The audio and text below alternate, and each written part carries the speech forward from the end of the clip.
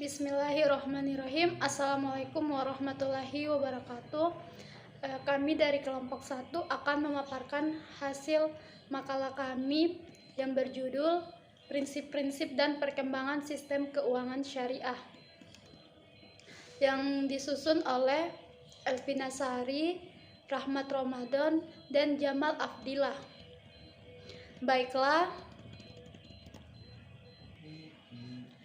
pengertian prinsip keuangan syariah. Prinsip adalah suatu pernyataan fundamental atau kebenaran umum maupun individual yang dijadikan oleh seseorang atau kelompok sebagai sebuah pedoman untuk berpikir atau bertindak. Sistem keuangan syariah merupakan salah satu sistem yang digunakan dengan menggunakan metode prinsip Islami dasar syariah sebagai acuannya, juga menggunakan dasar hukum Islam sebagai pedoman. Guna sistem ini dapat dilakukan untuk aktivitas pada lembaga keuangan syariah. Melalui sistem kerja bagi hasil, maka akan ada pembagian resiko. Resiko yang timbul dalam aktivitas keuangan tidak hanya ditanggung penerima modal atau pengusaha saja, namun juga akan diterima oleh pemberi modal.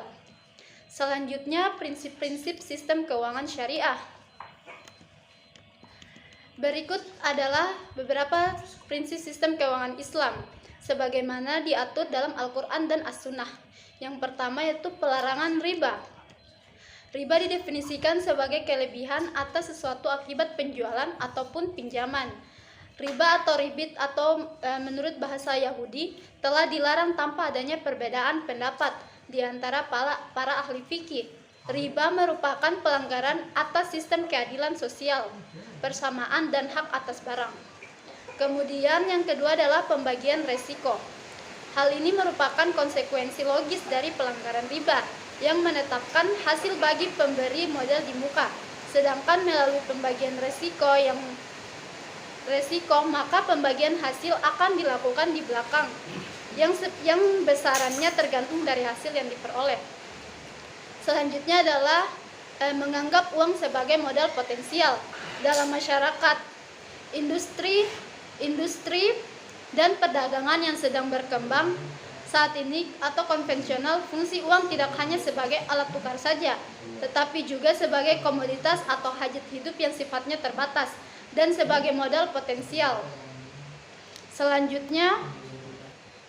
Selanjutnya adalah larangan melakukan kegiatan spekulatif. Hal ini sama dengan pelarangan untuk transaksi yang memiliki tingkat ketidakpastian yang sangat tinggi, judi dan transaksi yang memiliki risiko yang sangat besar. Selanjutnya adalah kesucian kontrak.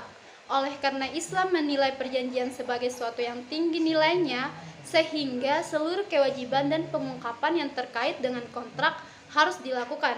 Hal ini akan mengurangi risiko dan informasi atas informasi yang asimetri dan timbulnya moral hazard. Yang keenam adalah aktivitas usaha harus sesuai syariah. Seluruh kegiatan tersebut haruslah merupakan kegiatan yang diperbolehkan menurut syariah. Dengan demikian, usaha seperti minuman keras, judi, peternakan babi yang haram juga tidak boleh dilakukan. Jadi, prinsip keuangan syariah mengacu pada prinsip rela sama rela. Tidak ada pihak yang menzolimi dan dizolimi.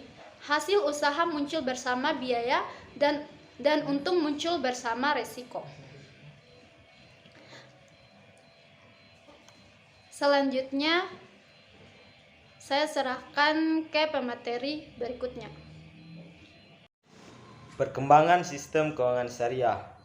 Lembaga keuangan Islam atau yang lebih populer disebut lembaga keuangan syariah adalah sebuah lembaga keuangan yang prinsip operasionalnya berdasarkan prinsip-prinsip syariah Islamiyah.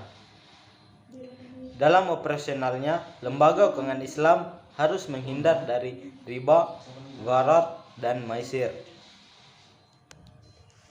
Tujuan utama mendirikan lembaga keuangan Islam adalah untuk menunaikan perintah Allah dalam bidang ekonomi dan muamalah serta membebaskan masyarakat Islam dari kegiatan-kegiatan yang dilarang oleh agama. Dasar pemikiran dikembangkannya lembaga keuangan Islam di Indonesia adalah untuk memberikan pelayanan kepada sebagian masyarakat Indonesia yang tidak dapat dilayani oleh lembaga keuangan yang sudah ada di Indonesia. Menurut sejarah keuangan syariah di Indonesia, berdirinya lembaga keuangan berbasis syariah lebih banyak diusahakan oleh kelompok-kelompok profesional muslim yang lebih berorientasi pada praktik. Namun secara teori, keuangan pada umumnya belum terdapat kesepakatan di kalangan akademis. Adanya perbankan syariah di Indonesia dipelopori oleh berdirinya Bank Muamalat Indonesia yang diprakarsai oleh Majelis Ulama Indonesia atau MUI dengan tujuan mengakomodir berbagai aspirasi dan pendapat di masyarakat, terutama masyarakat Islam yang banyak berpendapat bahwa bunga bank itu haram karena termasuk riba dan juga mengambil prinsip kehati-hatian.